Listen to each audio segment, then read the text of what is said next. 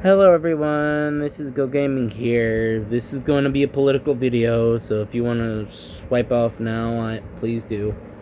Or if you do not want to talk about politics, honestly, I just landed on that landmine. Let's just say the government shutdown is the most irritating thing to think about, because the fact is, as much as we all know what's happening, the fact is this is going to be the longest government shutdown in American history. I can just feel it in my bones. This is going to get past the 34-day mark. This is just going to be that long. I just feel it. I don't know how long it will be, but I can feel it's going to be longer than 34 days. I can feel that. But anyway, honestly, looking at politics for more than 20 minutes makes you think we're having a civil war within the next year. And I'm not kidding. It just feels like the days are counting down until you will see civil war, because the fact that if this lasts longer than 2 months, I honestly think we possibly will get into civil war. I hope that doesn't happen. But the fact is, people are going to get tired of how this government is operating at some point. And the fact that normal means to doing of just talking to your government are not going to work. So, I honestly think, I hope my theory is wrong, but if this government shutdown lasts longer than 2 months, we will be facing more than just food stamps getting cut, air traffic controllers getting no pay for months on end, and also the furloughed workers not getting paid or not working. The fact is, this government shutdown is going to cause something to change. Something good, something bad, I don't know. But this government shutdown is going to show 2 to 3 things. First,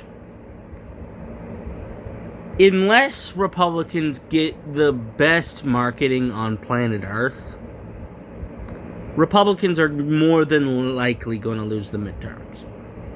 That is more than likely going to happen. Because they're the ones that control government.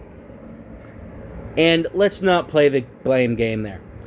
Republicans control government. Period.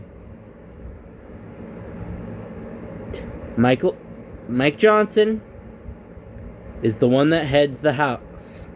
The Republicans in the Senate control the Senate. Donald Trump controls the presidency. Meaning, they're the ones in office. They're the ones with control over the government. Because the fact is that they're the ones going to be primarily blamed for the government shutdown. That is just reality. They're the ones stopping Democrats for putting ACA benefits and food stamps. And Mike Johnson is stopping Republicans from at least trying to fund some parts of the government. Because the fact is, this is an endurance match, unfortunately.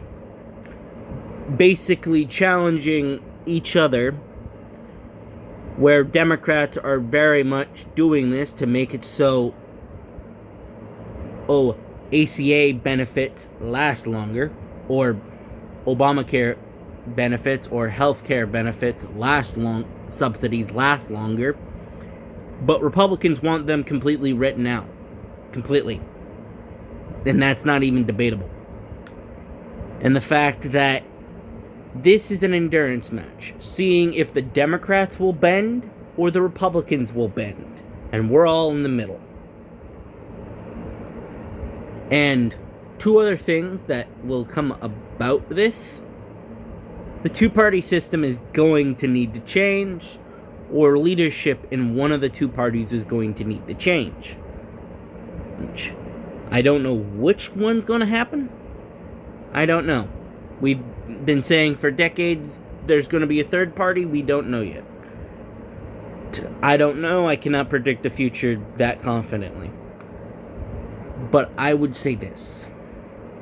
With mostly confidence, I would say Democrats have at least, let's just say, if they get lucky in the midterms, get both chambers. I doubt it. But we'll see if they actually use their brains. If both chambers are controlled by Democrats, maybe they can get their head out of their butt and actually do government. Will it mean that the government will work? We'll see. But the fact is, Democrats will be pressured, and especially if Mandani, and yes, I know I'm pronouncing his name incorrectly, if he wins in the mayor election, socialists and progressives are going to feel invigorated to vote. Because the fact is, unless a miracle happens for Cuomo, Zoran Mandani is the next mayor of New York. And the fact is that unless the establishment gets its head out of its ass, I will personally say Democrats are going to have their party completely break apart, or progressives are going to push the party in their direction. Because we can't keep playing the game of going rightwards to the party. Because the fact is, there are multiple different ways the future could go. Hopefully peaceful, but I doubt it. Because the fact is, there's going to be a point where not only Republican libertarians are the ones with guns. Because the fact is, when a system starts to fall apart, and when people don't think of each other as the same people, they start to fight. That is human nature. Unfortunately. Meaning, unless something drastically changes, and this government shutdown ends tomorrow, doubt it though, it will change the United States. Will it change it permanently? We'll see. But I will say this. This government shutdown will be the longest in American history. By how much, I can't say. But I will say this. If it lasts any longer than 34 days, we will feel societal and basically how the common people of the United States see their government.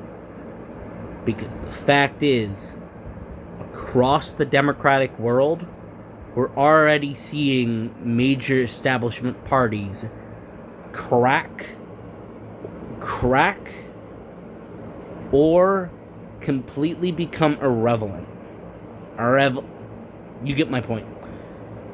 Where, for example, yes, Canada is not a great example. Honestly, their government in Australia actually surprisingly working. But For example, France, Britain, Germany to a certain degree, and many others are facing major problems. And the fact is, we're going to be in their direction soon.